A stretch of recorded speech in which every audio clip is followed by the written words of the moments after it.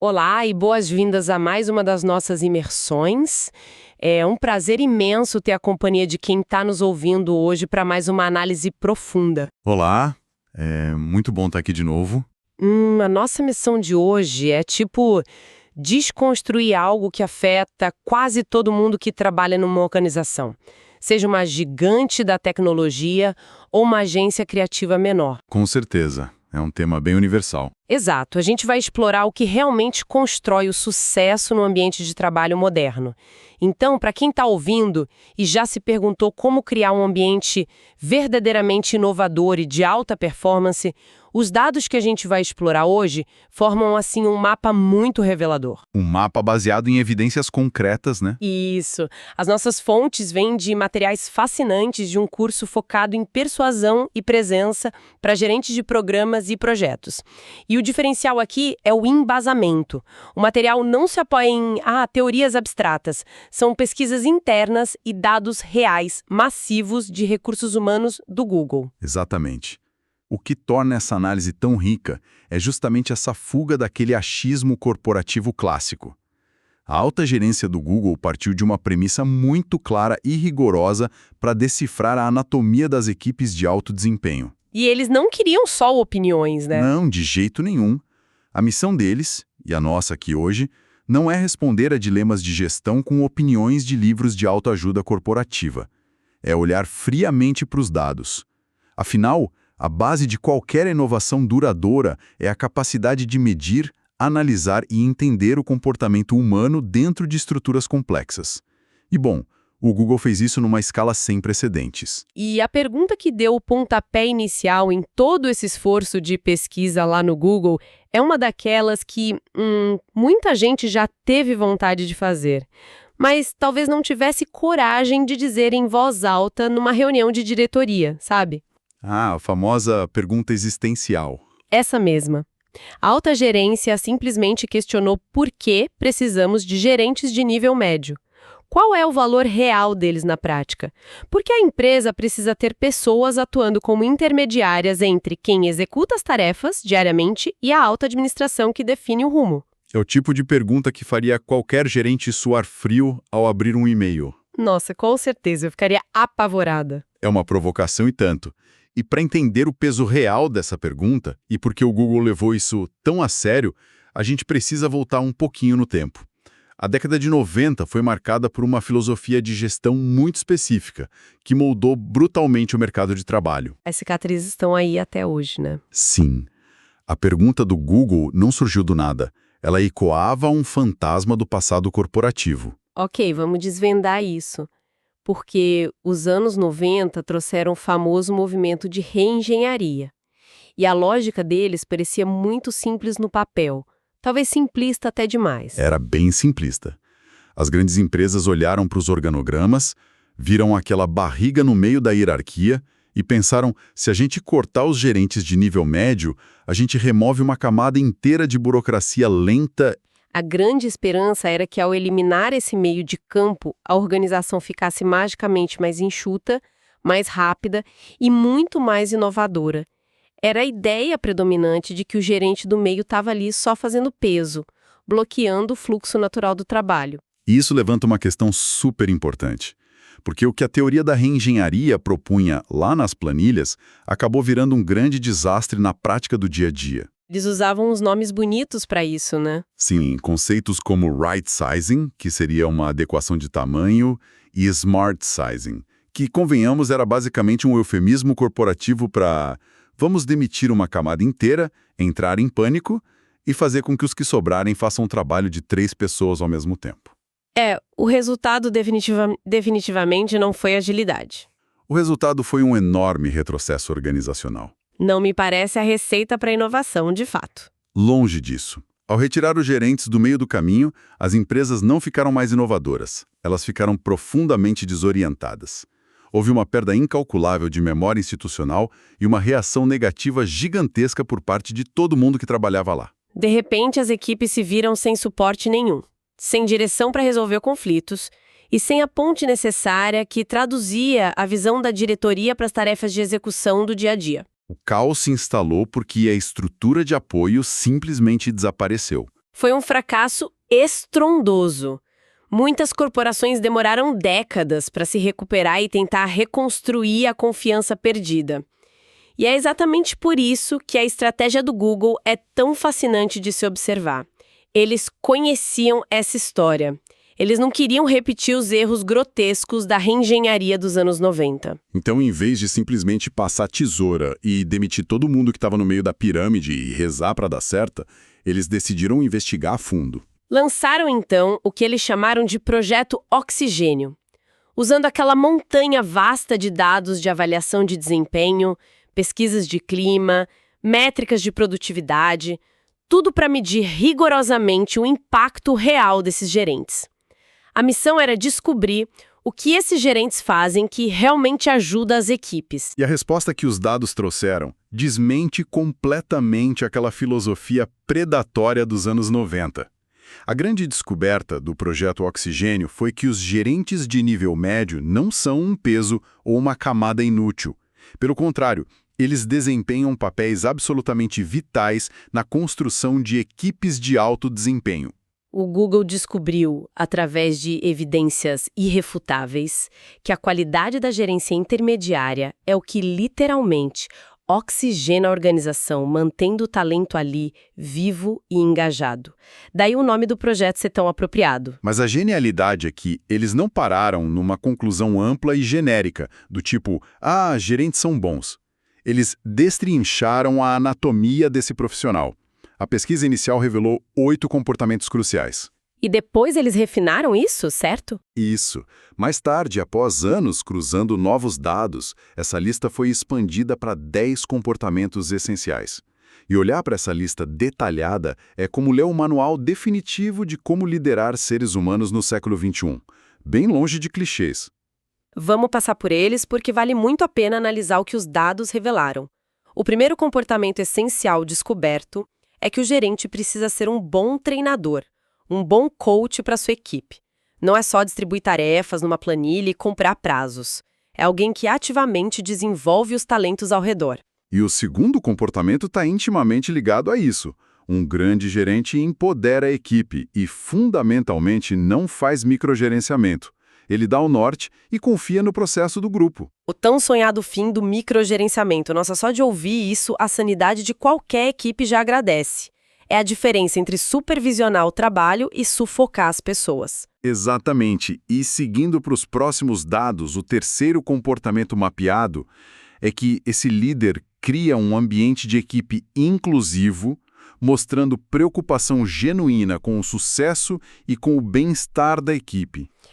Mas aqui eu tenho uma dúvida, e acho que muita gente que tenta liderar esbarra nisso. Como equilibrar esse ambiente super acolhedor com a necessidade de entregar metas difíceis? Porque o quarto comportamento diz que o gerente também é altamente produtivo e focado em resultados. Como isso não entra em conflito? Essa é uma excelente provocação. E os dados do Google mostram exatamente que não há conflito. Há uma complementariedade. O erro comum é achar que criar um ambiente inclusivo significa baixar a régua de exigência. Passar a mão na cabeça. Isso. Não se trata de passar a mão na cabeça das pessoas ou fazer dinâmicas fofinhas que não levam a lugar nenhum. A empatia, no quarto comportamento, é aliada à responsabilidade. O grande gerente apoia o indivíduo para que ele consiga atingir os resultados difíceis. A cobrança existe, mas vem com as ferramentas e o suporte emocional necessários. Perfeito. Fica muito mais claro assim. É um foco em resultados que não destrói a equipe no processo.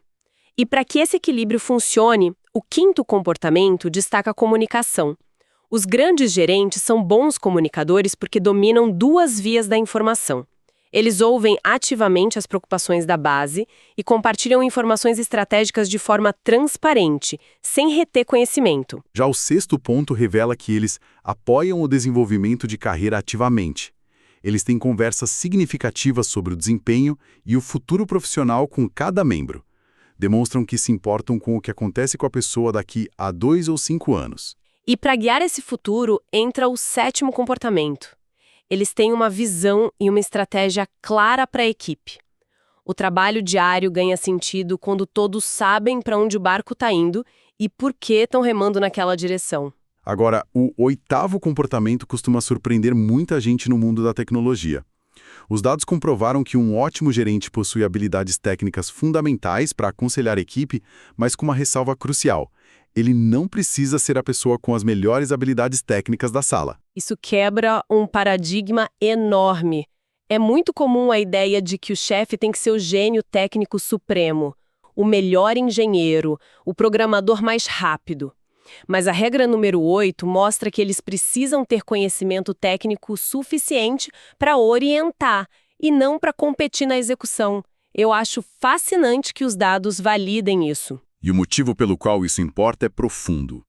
Quando alguém é promovido a gerente, o foco da atuação deve mudar da execução técnica isolada para facilitação humana.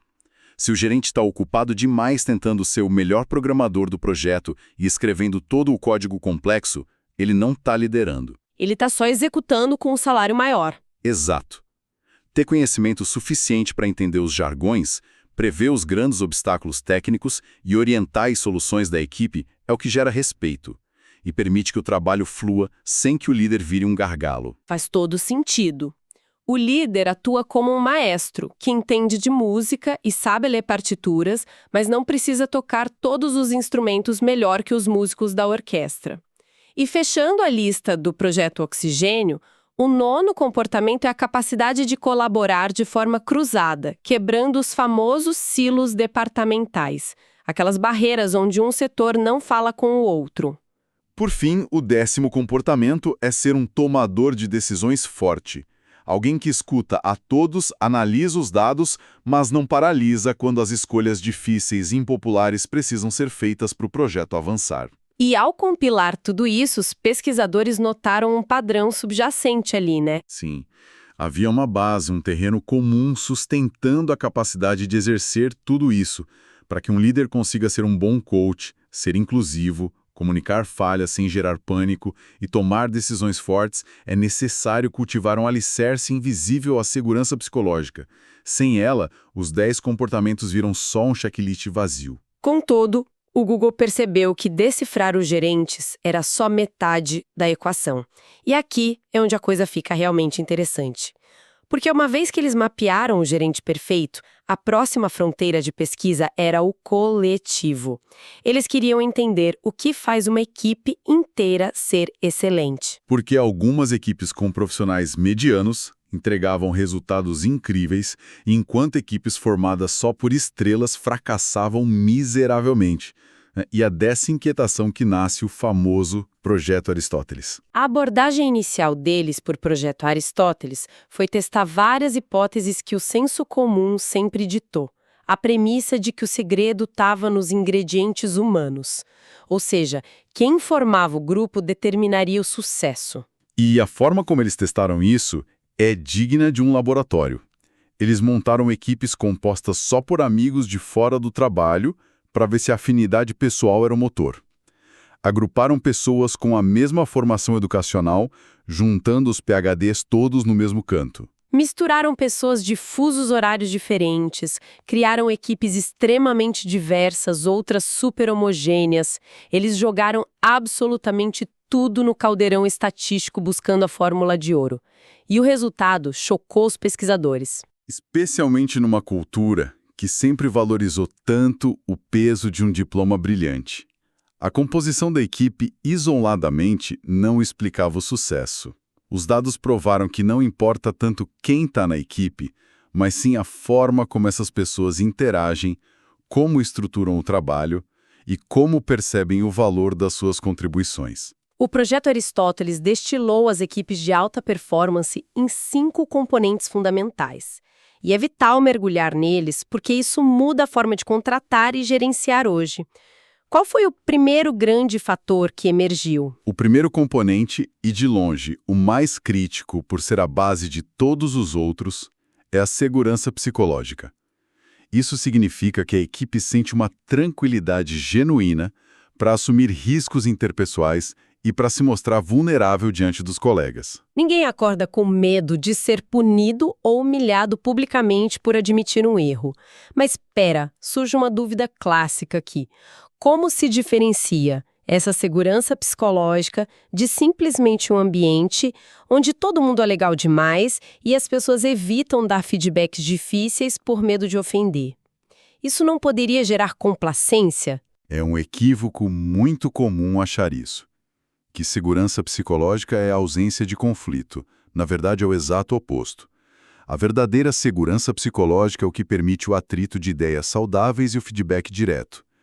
Quando o ambiente é seguro, as discordâncias ocorrem no campo das ideias, não como ataques pessoais. Então é possível dizer que uma abordagem está falha e precisa ser refeita sem que o autor da ideia sinta que o emprego dele está ameaçado? Perfeito. É ter a coragem de expor o erro rapidamente para consertar, em vez de esconder debaixo do tapete por medo da chefia. É a diferença entre gastar energia mental tentando parecer impecável o tempo todo e usar essa mesma energia para resolver os problemas reais. Entendido o primeiro ponto, o segundo componente trazido pelo projeto Aristóteles é a confiabilidade, a certeza de que todos vão atender às necessidades uns dos outros no prazo combinado. O que nos leva ao terceiro componente, estrutura e clareza. Numa equipe de alto nível, não há espaço para ambiguidades. Os papéis individuais, os planos e os objetivos são cristalinos. E não tem aquela coisa de, eu achei que o fulano ia fazer isso. Funciona como uma engrenagem bem lubrificada. Então, o quarto componente traz o lado emocional e humano de novo para a equação, o significado. O trabalho diário tem que ser pessoalmente importante para quem realiza. Não pode ser só bater o ponto e esperar o dia acabar. Tem que ressoar com os valores da pessoa. E coroando esses 5 fatores, temos o impacto. É a convicção profunda de que o trabalho não é um exercício fútil. É a crença de que o esforço influencia os resultados da organização, afeta a sociedade e cria mudanças reais. É a sensação de estar deixando uma marca no mundo, né? Sabendo que aquelas horas de dedicação realmente importam. Exato. Então, o que tudo isso significa quando a gente junta as peças? Temos os 10 comportamentos dos gerentes estelares e os 5 componentes das equipes imbatíveis. E o conceito que não para de piscar, servindo de argamassa para toda essa estrutura, é a segurança psicológica. E as fontes do nosso curso fazem uma ponte muito elegante sobre como a compreensão desses dados de RH se conecta com os modelos de comunicação. Especificamente, com a capacidade de um líder persuadir sua equipe e ter verdadeira presença profissional. O que é fascinante aqui é entender a mecânica da persuasão à luz desses dados. As fontes introduzem a tríade da compreensão, porque, veja bem, para construir a segurança psicológica, não basta abrir a boca e ditar regras. O líder tenta criar clareza na mente da equipe usando 3 pilares. O saber o quê, que é a informação técnica, o saber como, que envolve os processos, e o saber por quê, que fornece o contexto e a motivação. É o pacote completo da informação. Mas as fontes dão um passo além da teoria moderna e conectam isso à antiguidade, resgatando a tríade retórica de Aristóteles, focando no ethos, que é a credibilidade ou a autoridade moral de quem fala perante o público. E é nesse ponto que a teoria retórica colide com os dados de RH para formar uma regra de ouro da comunicação corporativa. Um gestor pode emitir informações precisas, dominar o que, o como e o porquê, mas se a segurança psicológica não for o terreno fértil dessa equipe, não ocorre a verdadeira compreensão. O ethos não vem do cargo no crachá, vem da percepção de que a pessoa é confiável e não punitiva. Pense num gerente entrando numa chamada de vídeo para anunciar uma mudança drástica de metas. Ele pode ter os slides mais bem elaborados, mas se o tom de voz for hostil, se no passado ele ridicularizou quem não bateu as metas, o ethos dele está destruído. O público na chamada entra em modo de defesa, a mensagem não é internalizada e a inovação morre ali mesmo, na tela congelada. Essa é uma excelente ilustração prática. O material do curso usa a metáfora do palco para descrever essas situações. Quando um profissional assume o protagonismo, seja numa reunião pequena ou numa apresentação para a diretoria, ele precisa orquestrar 2 dinâmicas. Ele próprio precisa se sentir seguro para expor ideias e a forma como ele conduz a interação precisa fazer com que o público também se sinta seguro para interagir. A presença que convence depende dessa vulnerabilidade mútua. É uma via de mão dupla constante. O líder tem que ter a coragem de subir no palco e expor uma visão que pode ter falhas, enquanto a equipe necessita do amparo emocional para se sentir segura para questionar e melhorar a ideia. Sem isso, a paralisia toma conta. Essa é a síntese da evolução corporativa. Persuasão não tem nada a ver com manipulação barata ou discursos decorados. É a construção diária de um espaço onde a credibilidade do líder é validada pela rede de segurança que ele mesmo tece. Incrível como os dados frios apontam para habilidades tão humanas. Fazendo um resumo de alto nível da nossa jornada de hoje, começamos lembrando os traumas gerados quando o mundo corporativo dos anos 90 adotou a reengenharia cega. Aquele movimento falhou porque ignorou o papel vital de conexão e apoio psicológico dos gerentes intermediários. O Google foi por outro caminho. Provaram com o projeto Oxigênio que os líderes intermediários são o coração do desenvolvimento de talentos, contando que atuem como facilitadores. Em seguida, os achados do projeto Aristóteles provaram que o brilho de uma equipe não vem do acúmulo de currículos estelares, mas da qualidade das interações, do significado do trabalho e, acima de tudo, da segurança psicológica para errar e tentar de novo. A grande aplicação prática disso tudo é o reconhecimento lúcido da nossa realidade de trabalho atual. Hoje, com sobrecarga informacional extrema e mudanças contínuas, entender que a clareza na comunicação e o alto desempenho só florescem em ambientes onde assumir riscos não soa o alarme de perigo, mas sim de aprendizado, é um diferencial estratégico massivo. No ambiente sem segurança psicológica, o que sobra é só gente estressada, trocando e-mail defensivo para registrar que a culpa não é delas. Já com segurança psicológica, surge o terreno para a ousadia.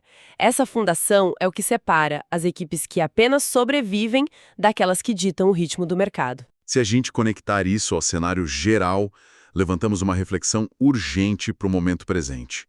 Com a ascensão meteórica do trabalho remoto e híbrido, onde muita comunicação ocorre por textos e chamadas de vídeo, como fica a nossa capacidade orgânica de ler as entrelinhas e perceber o bem-estar do outro? Como construir esse palco de vulnerabilidade mútua quando o convívio diário é mediado por telas? Essa é definitivamente a grande provocação que fica reverberando para quem está redesenhando as formas de trabalho do amanhã. Queremos agradecer imensamente pelo tempo e pela atenção dedicada por quem nos acompanhou até o fim em mais esta análise profunda. Esperamos que essas descobertas ofereçam ferramentas valiosas para transformar a forma como as lideranças e os times colaboram por aí. Um grande abraço, continuem questionando os padrões, buscando o aprendizado nas entrelinhas e nos vemos no próximo encontro.